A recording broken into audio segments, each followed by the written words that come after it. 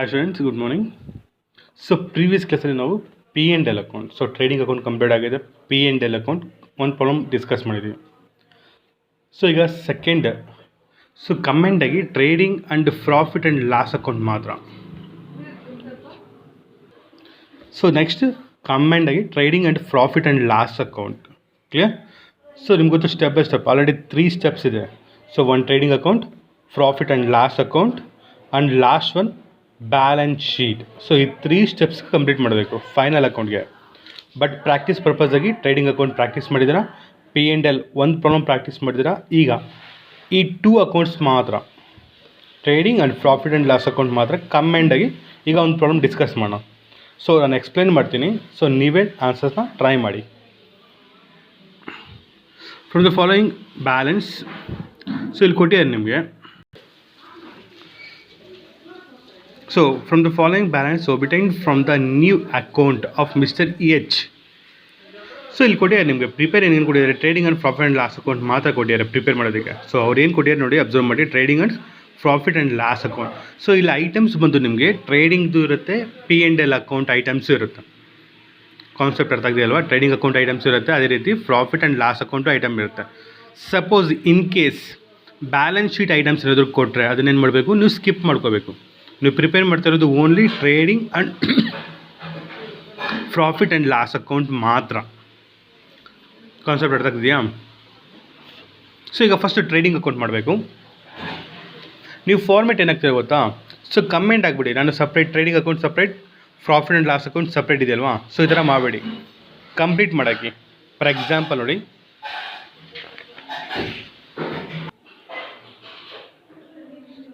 Okay friends, so ಈ ಥರ format ಹಾಕೊತೀರಾ. So ಇಲ್ಲಿ ಕಮೆಂಟಾಗಿ ಹೆಡಿಂಗ್ ಬರೀಬೇಕು. ಈಗ ಸೊ ಪ್ರೀವಿಯಸ್ ಏನು ಮಾಡ್ತಾಯಿದ್ದೀನಿ, only trading account, only profit and loss account. So ಕಮೆಂಟಾಗಿ ಇವಾಗ ಏನು ಮಾಡಬೇಕು, ಈಗ 3 ಅಕೌಂಟ್ ಕೊಟ್ಟಾಗೂ ಅಷ್ಟೇ, ಎರಡನ್ನೂ ಕಮೆಂಟ್ ಅಕೌಂಟಿಗೆ ಪ್ರಿಪೇರ್ ಮಾಡಬೇಕು. ಸೊ ಹೆಡಿಂಗ್ ಒಂದು trading and profit and loss account. So both 2 accounts ನಾವು ಒಂದೇ ಕಾಲಮಲ್ಲಿ ಪ್ರಿಪೇರ್ ಮಾಡ್ತೀವಿ. ಕಾನ್ಸೆಪ್ಟ್ ಅರ್ಥ ಆಗಿದೆಯಾ? ಸೊ ನೀವೇ ಸಾಲ್ವ್ ಮಾಡಿ. ಸೊ ಇಲ್ಲಿ 2 ಇಂದ ಸ್ಟಾರ್ಟ್ ಆಗುತ್ತೆ, ಇಲ್ಲಿ ಬೈಯಿಂದ ಸ್ಟಾರ್ಟ್ ಆಗುತ್ತೆ. ಫಸ್ಟು ಟ್ರೇಡಿಂಗ್ ಅಕೌಂಟ್ ಕಂಪ್ಲೀಟ್ ಮಾಡಬೇಕು. ಟ್ರೇಡಿಂಗ್ ಒನ್ಸ್ ಕಂಪ್ಲೀಟ್ ಆದಮೇಲೆ, ಫಾರ್ ಎಕ್ಸಾಂಪಲ್ ಟ್ರೇಡಿಂಗ್ ಅಕೌಂಟ್ ಇಲ್ಲಿ ಟೋಟಲ್ ಗ್ರ್ಯಾಂಡ್ ಟೋಟಲ್ ಮಾಡ್ಕೊತೀರಾ. ಟ್ರೇಡಿಂಗ್ ಅಕೌಂಟ್ ಸಮ್ ಅಮೌಂಟ್ ಬಂದಿದೆ, ಎಷ್ಟೊಂದು ವ್ಯಾಲ್ಯೂ ಬಂದಿದೆ ಈ ಪ್ರಾಬ್ಲಮಲ್ಲಿ.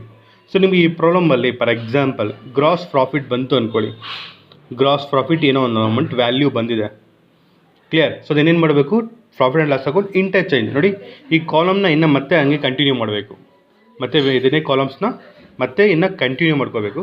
ಸೊ ಡೆಬಿಟ್ ಸೈಡ್ ಇರೋದನ್ನ ಏನು ಮಾಡಬೇಕು, ಅದನ್ನು ಇಂಟರ್ಚೇಂಜ್. ಸೊ ಕ್ರೆಡಿಟ್ ಸೈಡ್ಗೆ ಟ್ರಾನ್ಸ್ಫರ್ ಮಾಡಿ ಬೈ ಗ್ರಾಸ್ ಪ್ರಾಫಿಟ್. ಸೊ ಇಲ್ಲಿರೋ ಅಮೌಂಟ್ ಏನು ನಿಮ್ಮ ಗ್ರಾಸ್ ಪ್ರಾಫಿಟ್ ಬಂದಿದೆ ಏನು ಮಾಡ್ತೀರಾ, ಪ್ರಾಫಿಟ್ ಆ್ಯಂಡ್ ಲಾಸ್ ಅಕೌಂಟ್ಗೆ ಟ್ರಾನ್ಸ್ಫರ್ ಮಾಡ್ತೀರಾ. ಕ್ಲಿಯರ್? ಸೊ ನಿಮ್ಗೆ ಆಲ್ರೆಡಿ ಪ್ರಾಕ್ಟೀಸ್ ಮಾಡಿದ್ದೀರಾ, ಜಸ್ಟ್ ಕಮೆಂಟಾಗಿ ಮಾಡಿ ಅಷ್ಟೇ.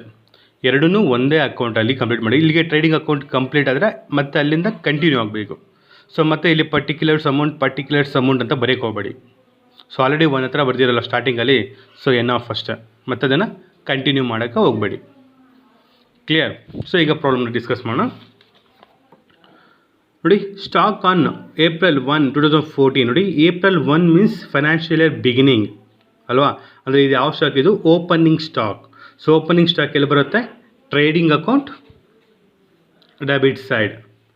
Next purchase of the year, purchases ಕೊಟ್ಟಿದ್ದಾರೆ, ಎಲ್ಲಿ ಬರುತ್ತೆ, trading account debit side. Next sale for the, sales ಎಲ್ಲಿ ಬರುತ್ತೆ, ಟ್ರೇಡಿಂಗ್ ಅಕೌಂಟ್ ಕ್ರೆಡಿಟ್ ಸೈಡ್.